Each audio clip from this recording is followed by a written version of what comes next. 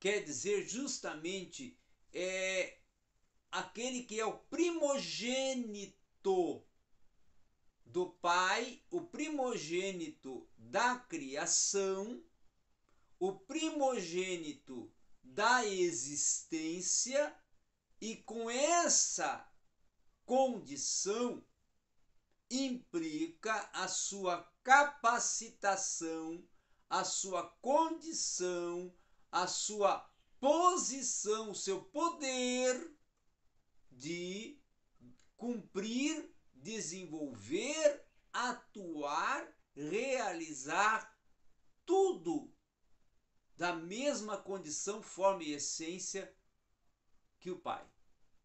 Por quê? Porque Cristo Deus, Deus Cristo.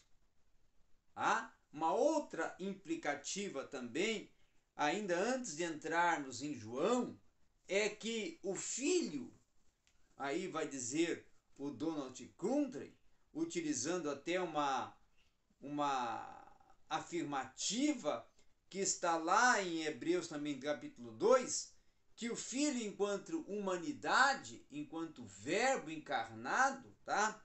Enquanto Theos, Deus, antropos, humano, aí é justamente a questão que em condição humana ele pode estar limitado com relação ao humano, ao ser humano, antropos, mas em condição a theos, ele está ilimitado. Então ele é um humano, antropos, ilimitado, porque na mesma essência humana que possui, existe o theos, o divino, existe o theos, o sagrado, existe o theos, o todo-poderoso, existe o theos, o incompreensível e inconcebível ao entendimento humano, porque transcende o entendimento humano, porque vai além do indescritível ou do descritível. É aquele que não está limitado a tempo e espaço no divino, no theos, e pode estar limitado no tempo e espaço quando está no antropos, humano. Mas é um divino humano, humano divino, no sentido de que é uma manifestação humana de Deus, verbo encarnado. Então esse link que faz, ou essa relação que faz Hebreus, o autor da carta aos Hebreus, em Hebreus 1:3, com João, no seu evangelho, no capítulo 1, versículo 1, é justamente para aludir, referenciar a questão historiográfica, histórica, teológica e até posso ainda acrescentar antropológica de Deus. Histórica, porque é o princípio de tudo, é a origem de tudo, é a essência promotora e promovedora de um tempo e de todos os tempos, quando ele próprio declara: eu sou. Então aí está o sentido aplicativo de autoridade e absolutidade. É o Deus absconditus, o Deus que está inserido na essência humana, porém não deixou ou não esvaziou a condição Deus. Esvaziou a condição glória, kenosis, mas não esvaziou a condição e prerrogativa e essência Deus enquanto humano.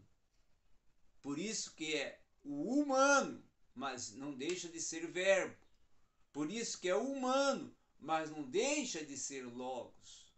E quando utiliza-se o termo logos, está se indicando comunicação, razão, pensamento, conhecimento, ciência, palavra, letra, não é? Esfera relacional,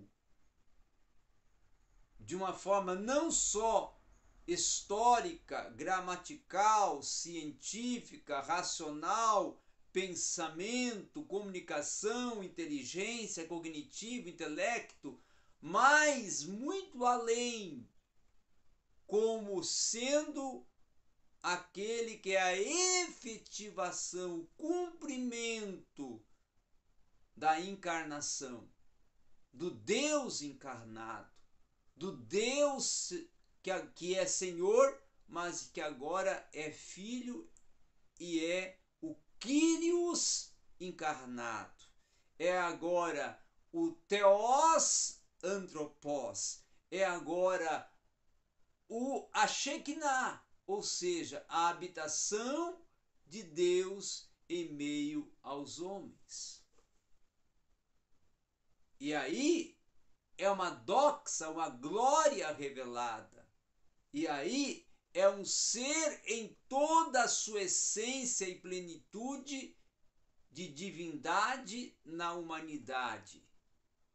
Por isso é o ser divino humano.